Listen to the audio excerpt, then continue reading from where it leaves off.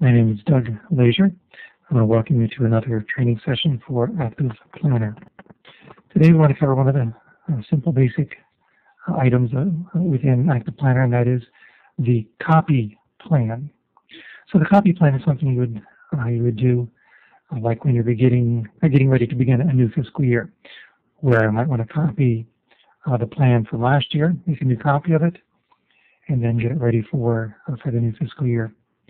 The other thing we would use a copy plan for would be to perhaps make a backup copy of the plan before we make some large changes to it or begin entering budget data in there. And then the last thing would be to look at copying a part of a plan, just a partial plan copy. So let's go ahead and take a look at doing those things in Active Planner. Okay, so the first thing we want to look at is copying the plan, getting it ready for the new fiscal year. So we have a plan here called fiscal year 2011, and so I have selected the plan, and when I do that, I can see the plan tree over here in the details pane. And so what I want to do is I want to click on the topmost level, and then take a look at, and then use the copy plan option. So I right-click, there's an option here for copy plan. And there's also a smart icon for making a copy of the plan. So if you look at this icon here, either way it does the same thing. Again, I selected the topmost node, which is the plan, the overall plan, and I'm doing a copy plan here. And so the intent here is that we're making an entire copy of the plan. We're making a brand new plan from the original one. So it's going to ask us for a plan key. So we'll give it a new key and a description.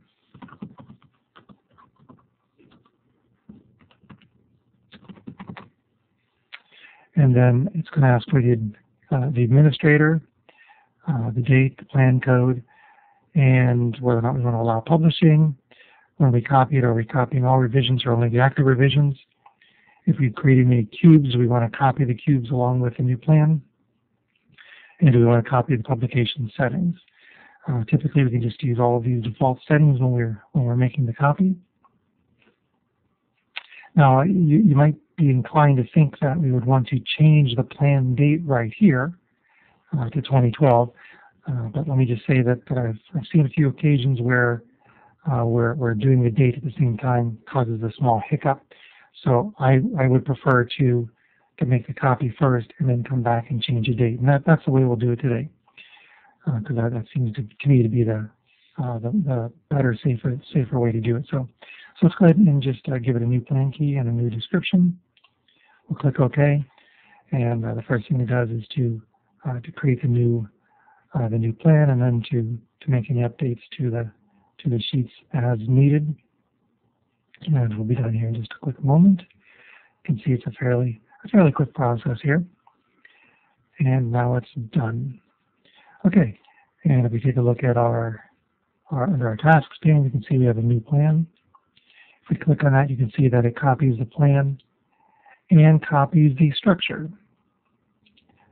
So it matches the same structure, all the same plan sheets in the same position and all the same keys. All of our templates are copied as well. So the next thing we want to do is go ahead and go to the properties of this new plan. And we'll go ahead and change the date here. One thing I want to do is just give you a little heads up here. When you choose the date, if you should choose a date that has not been set up in the fiscal, in the general ledger or in the open integration, if you have not, if the new fiscal year does not exist yet, and you attempt to choose that date, it does not give you a warning, but it does throw the date back to some early date. In fact, I think this is the earliest date defined in the fiscal year setup. So just a quick warning there after you choose the date. Just take a quick glance here at the plan date and make sure it did put in the date that you selected. Okay, let me just do that again real quick. For us, we are selecting January 1st of fiscal year of calendar 12, as the first date in our fiscal year. So click the OK here and say, yes, we want to recalculate the cell formulas. We'll change the date. And now it's just going to simply open up each of the sheets and change the date to match our new plan date. So this is what is required then for copying a plan and setting the date ahead to the new fiscal year.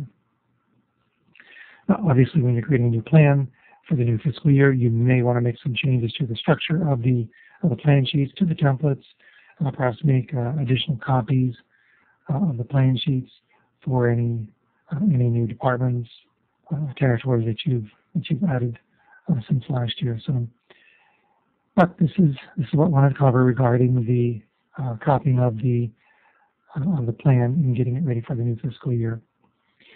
Okay, the next small subject we want to look at is making a copy of a plan just simply as a quick backup, quick and dirty backup. And so what we want to do is come back to our first plan here again. And so a lot of times I'll do this before I make major changes to the plan, perhaps to the structure of the plan, perhaps to the sheets or templates that I created for making major changes. The other thing is sometimes I'll do this before we roll it out to the line managers, department managers, before they start entering their data, just as a quick and dirty backup. And so one of the things to keep in consideration is just simply the naming of my plans. Typically, I want the backup to be the last thing in my plan, so that as the department managers and others are selecting the plan sheets, selecting the plans, the thing, the most recent plan that they would be working on should be on top, and any of these extraneous ones, or like the backup ones, should be at the bottom. And so when I make a copy of the plan as a backup, when I give it the plan key, a lot of times what I do is I'll just do something like a ZZZ backup, just so that it ends up alphabetically being at the end of the list. And then I like to put the date in here. And so if we use today's date, just so I know when I made a backup of the plan.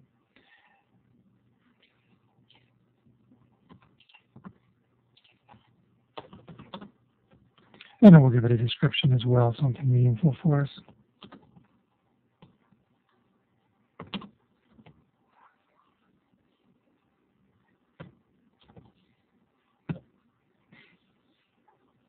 And then we'll go ahead and make a quick copy of that. And so what you'll see is that it makes a copy of the plan, and then puts because of the ZZZ, it'll end up at the bottom of the list. So helps keep it out of the way of the plans that we're actively working on. Okay, the last thing I want to take a look at then would be a partial plan copy. That is, I want to make a copy of the plan. Actually, I want to move some of the plan sheets over into an existing plan. And so what we can do here very quickly is to we'll just go to the backup as an example, and let's go ahead and we'll just go ahead and delete the IT summary branch out of here.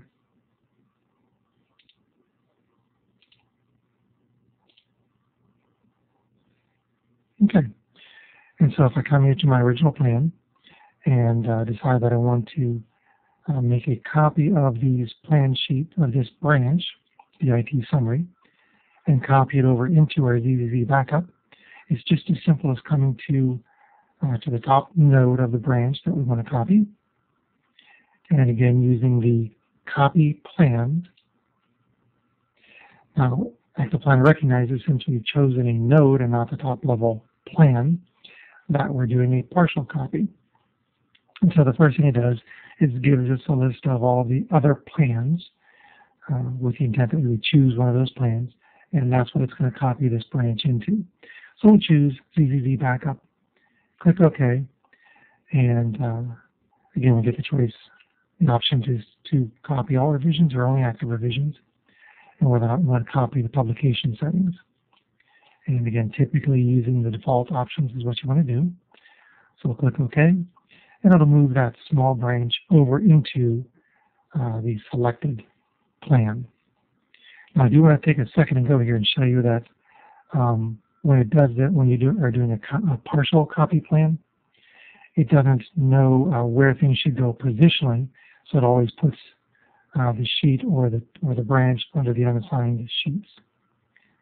And so, if we need to, then we can grab it out of there and move it to its appropriate position.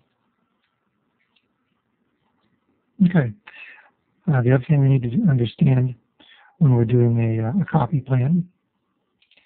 So if we look at, for instance, Department 400-800, that is the IT department for Asia. If I'm copying that from our existing plan into another plan, if I right-click there and do a copy plan, or use the icon, when it does the copy, it does take a look, and because we may be copying one or more plan sheets, it takes a look to see does this sheet or do these sheets exist in the target plan already? And if so, it gives us a message unable to copy it because it already exists. It says plan sheet error. It's not really an error. This is really more informational, but it does back out all of the sheets that it attempted to copy. And so what we need to do, it's just a good message to help us understand that if we do need to copy that plan, that branch or that plan sheet or those plan sheets over, then we do need to go to our destination plan, our target, and delete the branch or the sheets. Or if I want to keep a copy of it, a little trick that I use is sometimes I'll go in here and I'll just change the sheet key ever so slightly.